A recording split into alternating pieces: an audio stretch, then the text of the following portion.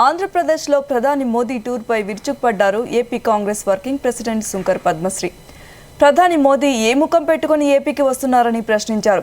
ఏపీకి ప్రత్యేక హోదా ఇస్తామని మోసం చేశారని మండిపడ్డ శుంకర పద్మ ప్రత్యేక హోదా 4 కోట్ల ఆంధ్రుల హక్కు అని గుర్తు చేశారు. బీజేపీ మోసపూరిత మాటలు నమ్మొద్దని ప్రజలను కోరారు.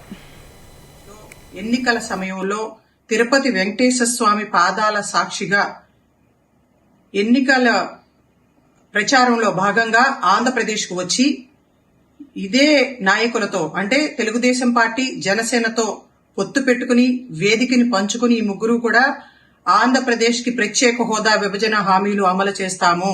2014లో భారతీయ జనతా పార్టీ కేంద్రంలో అధికారంలోకి వచ్చిన వెంటనే ప్రధానిగా మోడీ గారు ప్రమాణ స్వీకారం చేసిన వెంటనే అని చెప్పి హామీ ఇవ్వటం జరిగింది. ఆ తర్వాత ప్రత్యేక హోదా సంజీవిని కాదు, దాన్ని ఇవ్వాల్సినటువంటి అవసరం లేదు అని చెప్పి ఆంధ్ర రాష్ట్ర ప్రజలను మోసం చేసి ఆ తర్వాత చంద్రబాబు నాయుడు గారు కూడా ధర్మ పోరాట దీక్షల పేరుతో ఏదో ఆంధ్ర రాష్ట్ర ప్రజలను ఉద్ధరించడానికి అని చెప్పి దీక్షలు చేపెట్టి వ్యతిరేకించినటువంటి వ్యక్తి పవన్ కళ్యాణ్ గారు భారతీయ జనతా పార్టీ పాచిపోయిన లడ్డూలు ఇచ్చింది అని చెప్పి ప్రశ్నించినటువంటి వ్యక్తులు ఈ రోజున మళ్లీ అదే వ్యక్తితో ఆంధ్రప్రదేశ్లో వేదికను పంచుకోవటానికి సిద్ధమయ్యారు అంటే మీకు అసలు సిగ్గుందా లేదా అని ప్రశ్నిస్తా ఉన్నాం. కేవలం వేళద మాత్రమే బాధ్యత కాదు, అధికారంలోకి రావటానికి చంద్రబాబు నాయుడు చేతగాని దద్దమ్మ ప్రజలను మోసం చేశాడు.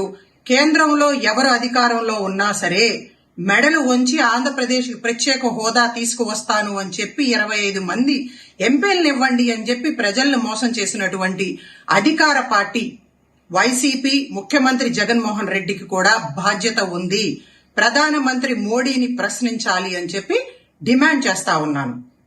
ఆంధ్రప్రదేశ్